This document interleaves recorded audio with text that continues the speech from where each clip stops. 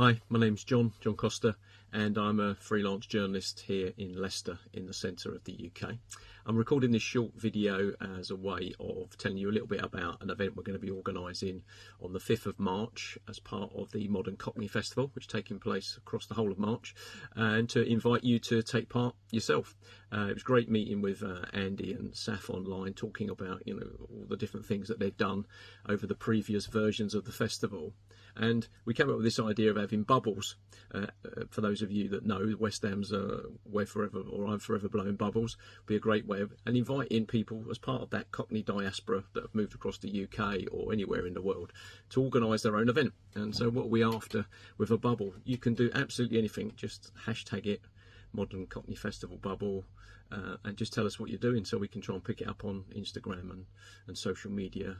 And myself and a couple of volunteers can see what people are doing. You can show a film, watch something. Long Good Friday, it's a famous gangster film, I guess, mobster film, filmed in London's Docklands long before it became developed. And I can remember that coming from Stepney and Cable Street and the island where I was born, being in the Sea Scouts, rowing up and down those docks long before any of those buildings were built, Canary Wharf, Docklands, the airport, any of that sort of stuff. So it's about just being able to have a conversation, looking at some old photos, with some of your family members. Maybe you're a young person and your parents came from the East End and they talk about it all the time. Get some photos out and just talk about it. So that's really what a bubble is. I'll explain to you what we're doing.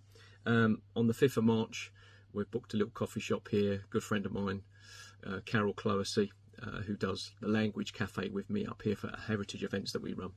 And we're going to come here from the point of view of, I'll be talking about being a Cockney, maybe some people, places and events that kind of define that social identity of what people know as a Cockney, that kind of, the stereotype, maybe your Dick Van Dykes in Mary Poppins, Pie Mash, fighting fascists on Cable Street, EastEnders, any of that kind of stuff. Maybe some famous movies, or like a Long Good Friday or something like that. Whatever that is, I'll be talking about that, and then Carol's going to come at it from her language expert perspective, talking a little bit about how things like linguists are approaching Cockney or not approaching Cockney, and trying to tie in really with what Andy and Saf have done at the Modern Cockney Festival, particularly with their Cockney Blueprint, with Warwick University and Tower Hamlets, talking a little bit about maybe Cockney being endangered for this sort of multicultural London English that the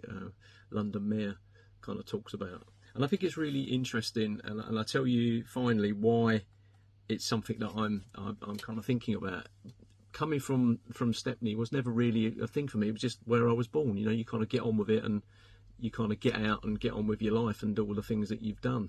And then I was watching something on YouTube that Andy and Saf had done with some colleagues last year, and they were talking to this guy, talking about marketing and branding and stuff, and almost talking about how Cockney was a little bit like an endangered indigenous language, like people around the world and stuff. And that kind of hit me like a freight train head on, simply because as a freelance journalist but running an independent museum, as you can see behind me here, I've got a project called Parallel Lives Network that covers 120 countries of the developing world, or the global south, or the majority world, whichever way you want to describe it.